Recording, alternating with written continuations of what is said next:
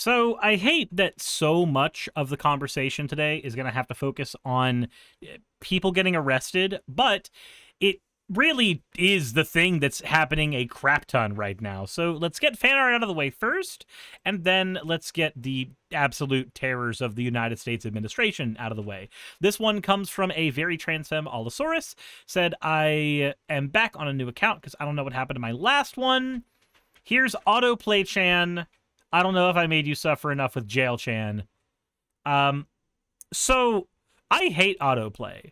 I think the person who developed autoplay needs to be taken back behind a bus and abandoned out in the Mojave Desert. Just saying. So the fact that somebody is trying to make an autoplay Chan happen makes me want to go and just...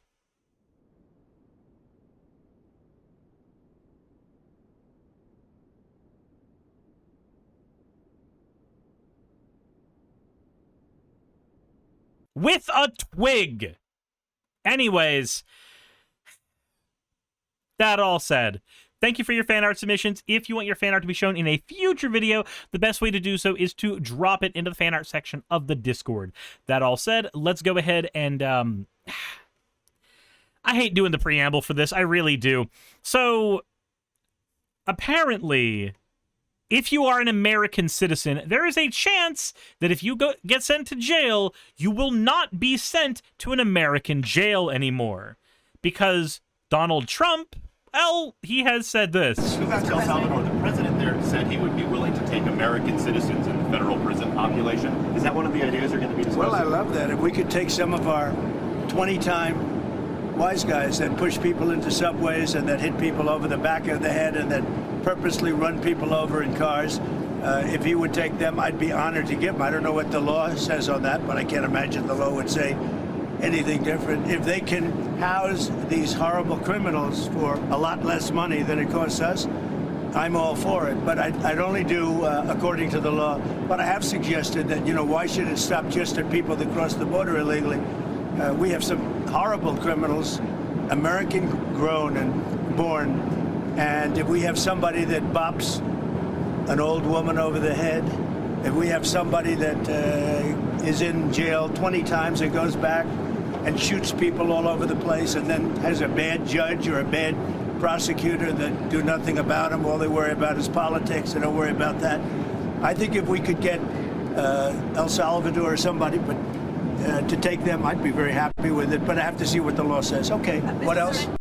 All right, so just to let you guys know, in case you did not hear that well, enough, the president of El Salvador said that he would be likely willing to take United States prisoners under his wing into their prison camps. And Trump said, oh, I think that's a wonderful idea. We've even got American-grown citizens that I would love to send there. Now, Trump hyperbolizes, saying, you know, people who've been into prison 20 times, people who've beaten up old ladies. But let's be honest, those are not the people he will be sending to El Salvador prisons. I know this because historically, that is not who he has gotten sent there. There was a CBS News 60 Minutes bit about a guy who got sent there because he had what was called gang tattoos. The gang tattoos were literally just a mom and dad tattoo. Those were the gang tattoos. That's what was called the gang tattoos. That's what got him sent to a fucking El Salvador prison. Can you imagine? Can you imagine for even a minute being sent there? Oh, and by the way, speaking of CBS News, do you want to know why we have issues with people being sent there? Not only because we would be sending American citizens who should not be sent to offshore prisons. America decides a prison in El Salvador, commonly known as But let's see what these prisons actually look like. Is gaining renewed attention here in the United States after the Trump administration deported hundreds of migrants there, alleging that they were members of a Venezuelan gang. A new documentary provides an inside look at this facility that holds criminals, terrorists, and potentially innocent people among them. It has long drawn criticism, this prison, from human rights organizations. The man behind that documentary interviewed an inmate who has spent the last 25 years as a high-ranking gang member. How many people's lives have you ended? Is it 5 or 10? How many? No, if you talk about what you used to do in the jails after, it probably get a few more than 50. You gotta do it sometimes. The documentary filmmaker Ruhi Chenet joins me now. His YouTube page has more than 13 million subscribers. His documentary has been viewed more than 84 million times. Ruhi, I'm glad you're joining us. Thanks for coming on. This is the type of environment that Trump wants to send United States citizens to. Can you just imagine that for a minute? Just for a hot second. You get tattoos. I don't personally like tattoos, but let's say that you do. You get tattoos, and then some random fucking ICE cop looks at you and goes, oh, those must be gang affiliated.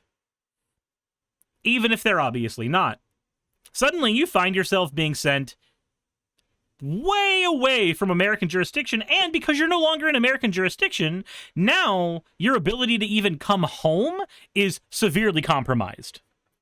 And while you're there, you find yourself in a life or death situation almost every day because of the confines of the prison cell that you're in.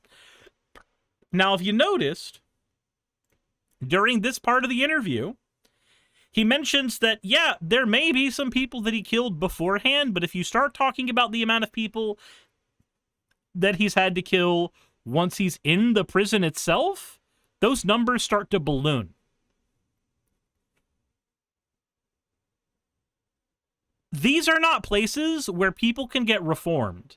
These are places where people go to be sequestered away from the population and punished. The goal of punishment is supposed to be reform. You punish your kid so your kid reforms. That is not what happens here. This is to make populations feel safer, when in reality what you're actually doing is just taking all of the worst aspects of society and shoving them into one place and then using that as a catch-all so that everybody gets sent there. And that's not an environment where people get better. There are better systems of prison than this. Really, really intense, and it was one of a kind experience. As you know, Shoutout is the world's strictest and largest prison. It has a capacity of 40,000, but prisoners there are the most dangerous people you can even imagine.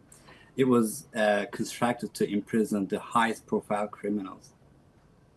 And you talk in the documentary about what the incidences of murder was in El Salvador before this prison was built and what it has been after. Tell us that story. Yeah, El Salvador once had the highest rate of lives lost due to widespread chaos. During its peak, 104 out of every 100,000 people lost their lives in a single year. Although the current government's methods are controversial, by 2023, the number dramatically dropped to 2.4 per 100,000 people. The results are undeniable. Peace has returned to the neighborhoods, but there are also many controversies, including this prison. And day to day, what is the life of an inmate inside this prison like, Ruhi? It's really tough. First of all, 80 to up to 150 inmates live inside a single cell. Even though the prison isn't full, that's their policy, so they don't have any privacy, or they don't have a lot of spaces to move around. That's inhumane as shit. Look at that. That's like dog kenneling at that point. That can't even be safe. Like, so I understand the want to, sequester people who have engaged in violence away from the rest of the population. Yeah, cool. Do that. There is a need for that. But If you do not let people have some form of privacy, that causes psychological damage. If you do not let people have some form of sanitation away from other people, you are just going to create a giant disease factory. And if you do not let these people exist in an environment where they can have some form of normalcy, if it is just this hyper-militarized prison, none of these people are ever going to be able to return to society as functioning people. They are going to be so heavily institutionalized, they will literally only be useful as hired guns. And yeah, you may have made the neighborhood safer by getting them off the streets, but now you need to look at the facilities that you're putting them in and going, okay, what are we planning on doing with these people afterwards? Yes, you got the gangs off the streets. Did you actually handle the situation that caused the gangs to form in the first place? Did you actually handle the situation that caused those gangs to form? Or are you just perpetuating this cycle while letting your numbers go down? Dark Falcon says you're just asking for someone to get stabbed in that cell. Yeah. They are constantly being observed. There's a catwalk area above the cells. Guards consistently watch over the inmates from this elevated spot. If anything suspicious happens, they intervene with an extensive network of cameras observing them 24/7. So, again, this is the environment that Trump wants to send United States citizens to. This is where he wants to send United States citizens to. Can you imagine that? Can you imagine that? Again, immigration attorney says that the asylum-seeking client was deported because of misreading of the tattoos. This is him getting his head shaved in the prison. This is at one point, I would assume, perfectly normal, reasonable person who is now being humiliated and is now being transformed for the worst because our administration is corrupt and shitty. Trez Jam says, what does El Salvador get out of the U.S. sending people there? Slave labor? Like, if their prison system is anything like ours, slave labor. That's what our prisons get out of having more people in them. Tax dollars and slave labor. That's what they get out of it. Trump doing this should violate some international humane laws or something? Yeah, it should. It should, you would think. There are protests that have been happening, and the hashtag Free Andry and Justice for Andry has been going on. Because Andry is not the only one who is going to be disappeared by the administration. Oh, and just a fun little meme. Just a fun little meme. 75% of the men who were sent to El Salvador do not even have criminal records. Just a fun little meme. Just a fun, quirky little meme. Our country does not want to give due process to people seeking asylum. It does not want to give due process to people who have been in this country causing no problems whatsoever. Every single person that tries to rail against, like, oh, they shouldn't have come here illegally, or, oh, ignoring green card people, ignoring people with visas, ignoring people who have come here and gotten everything that would legally allow them to be here, aside from the fact that they ignore the reality of the situation, even for people who came here illegally, first of all, why does that fucking matter?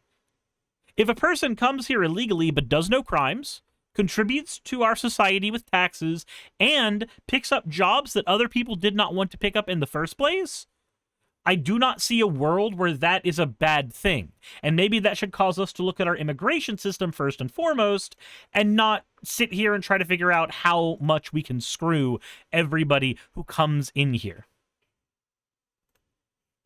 Tales of Atonement says they at least deserve due process. At the very least, yes. At the very least, yes.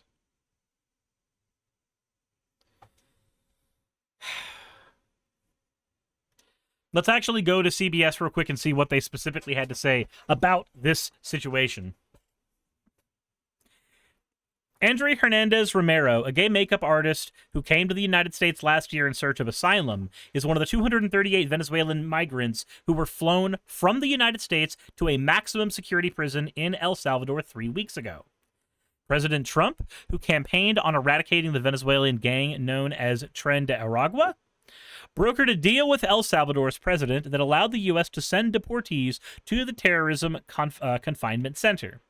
The Trump administration used the Alien Enemies Act, a law not invoked since World War II, to send many of the Venezuelans there, claiming that they were all terrorists and violent gang members.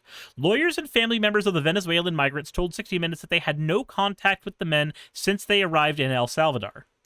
They said our client, who was in the middle of seeking asylum, just disappeared. One day he was there, and one day we're supposed to have court, and he wasn't brought to court. If you're a Trump supporter, can you please articulate to me in the comment section below why this is a good thing? Why this abandonment of due process is acceptable? Hernandez Romero left his home country last May because he was targeted for being gay and for his political views, his attorney said.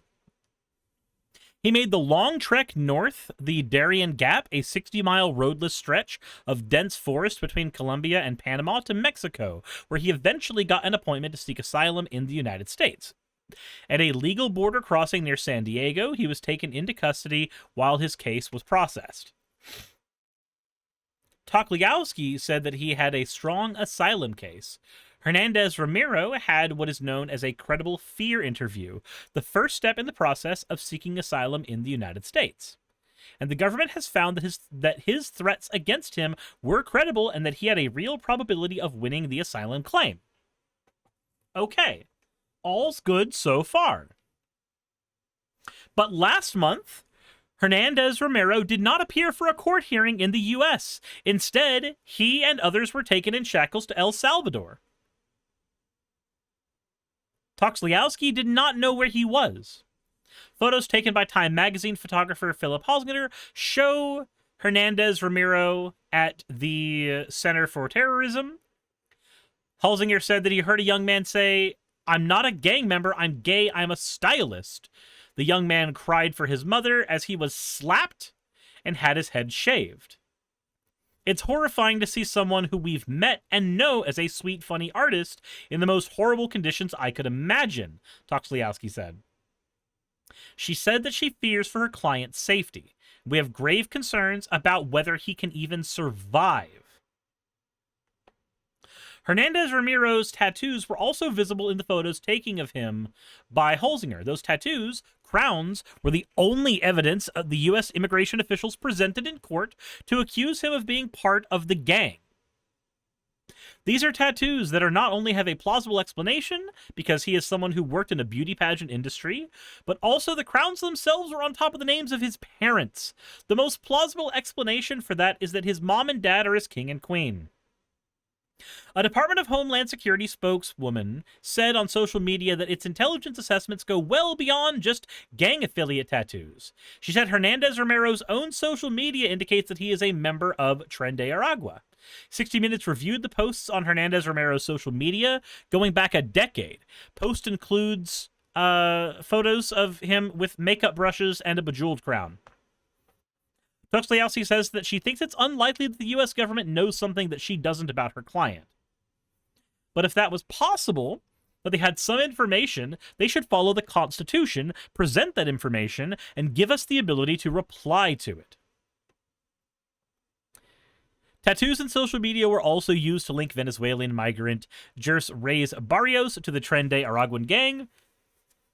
Immigrant court documents include a Facebook post from 14 years ago showing him flashing what officers said was a gang sign. His girlfriend told 60 Minutes that the gesture was about rock and roll. This is just the fucking shit we did to the Japanese during the war. This is all that, all over again. Immigration agents also flagged Reyes Barrios' crown tattoo as a gang symbol, but they did not mention the crown is above a soccer ball. Rey Barrios was a soccer player in Venezuela. His lawyer said the tattoo honors his favorite team, Real Madrid, whose logo includes a freaking crown.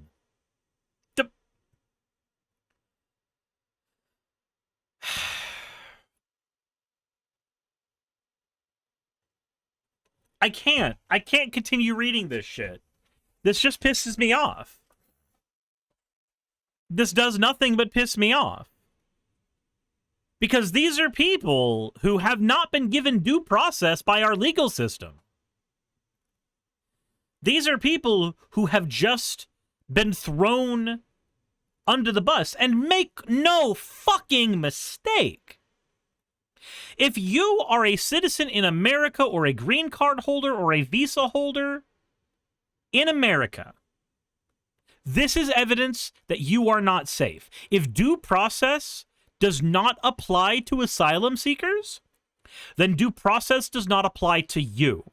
Because due process is supposed to apply to every person whose feet are planted on United States soil.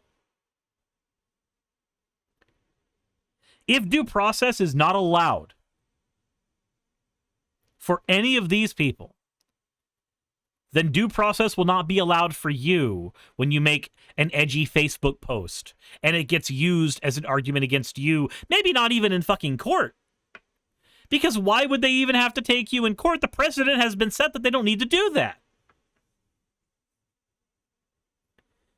So let's maybe talk about what we can do about this, aside from, going over to my stream, which is not what we can do about this. In the description below, I have put a link to the Good Trouble checklist, ways that you can engage in fighting our current administration, because if you're not fighting our current administration, I'm sorry, you're just letting them do shit.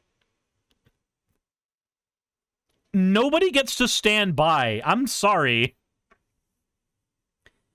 Unless you are in a position where you are unable to, you have 3 paths ahead of you.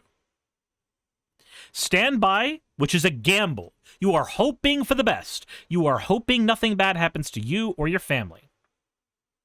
Do what you can to fight the administration. And there's a lot of ways you can engage in fighting our administration. You don't have to get directly involved in politics. You can just be the person who a friend who is engaged in fighting the administration can talk to. That's enough.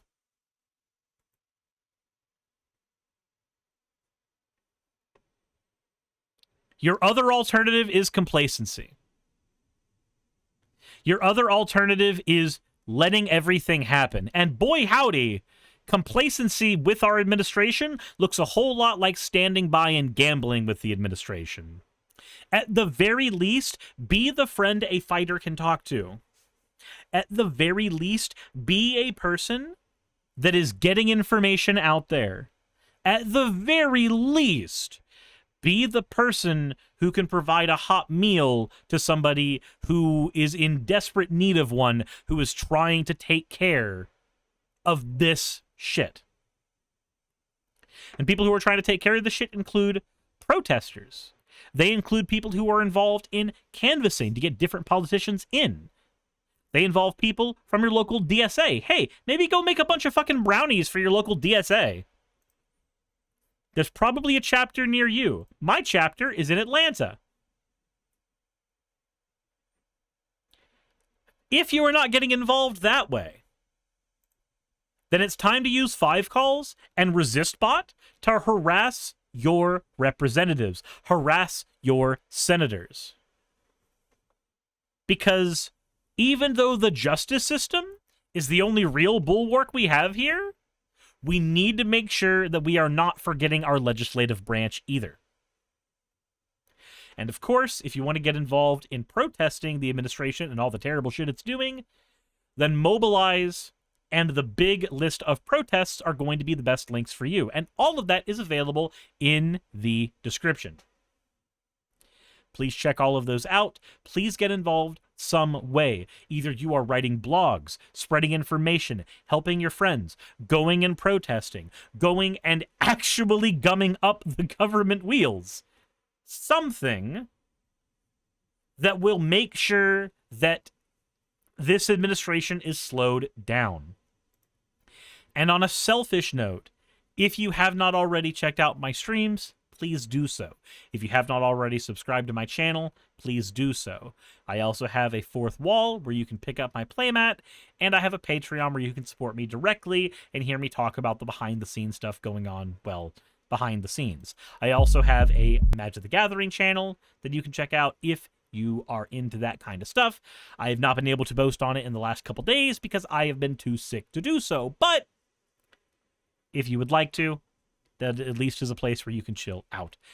That all said, thank you very much for watching. I appreciate each and every one of you, and hopefully we can all rest at some point.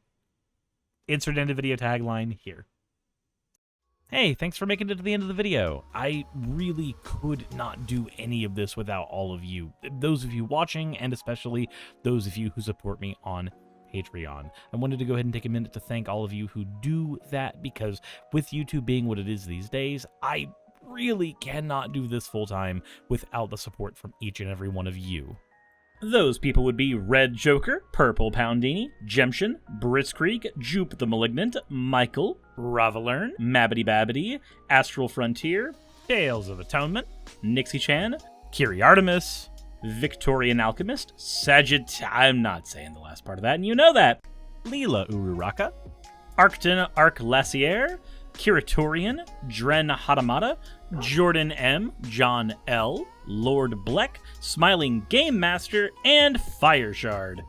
Thank you so very much. But since you're here, why not go ahead and try watching another one? There should be one that's on the screen right now. And if you are a patron of mine, I wanted to go ahead and thank you again for all of your support.